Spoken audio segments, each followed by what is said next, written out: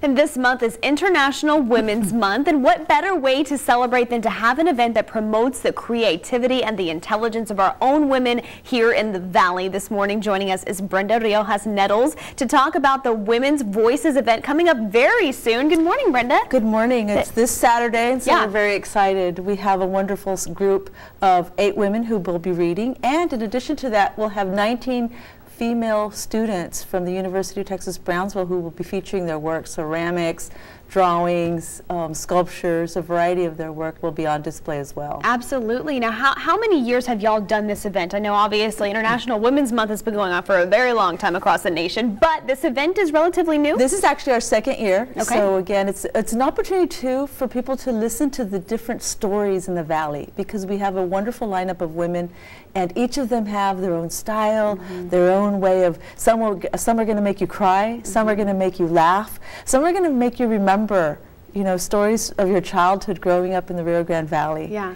And you know, the culture is just so rich down here, and the fact that you're displaying this work of the women that live here in the Valley makes it so much more personal for people that attend this event, right? It certainly does. It certainly does. And Rita Conde, we have to mention her. She is the organizer of the event, and she's the one who really spearheaded this idea. She comes to a lot of the readings because her husband's a poet, but she listens to a lot of these women, and she's like, we need to feature the women. Yeah. We need to hear their voices and have them come together. So even though she's not a poet, she really wanted these women to share their voices with the community. Right, exactly. What kind of people are encouraged to come to this event? And it's open to everyone. In fact, originally we had a lineup of even a young teenager who was going to be reading, but her father passed away, so we keep her in our prayers.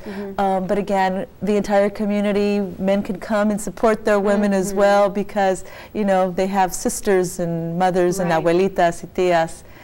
So it's open to the entire community. And there's something for everyone. Where is it going to be, and what time, and is there even a charge to come in and see There's like a $5 donation at the door. It's at the Narciso Martinez Cultural Arts Center in San Benito on Stenger. And again, it'll open at 6:30. There's some refreshments, and then the readings will start at 7. And then there'll be an opportunity after the readings to meet the artists, to see their work on display.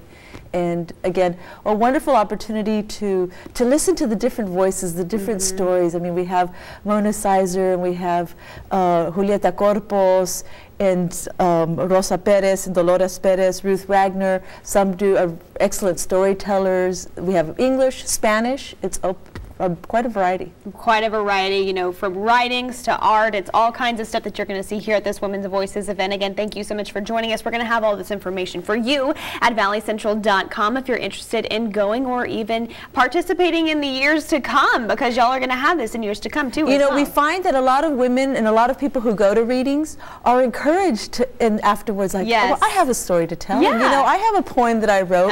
Let me bring that out and let me start writing.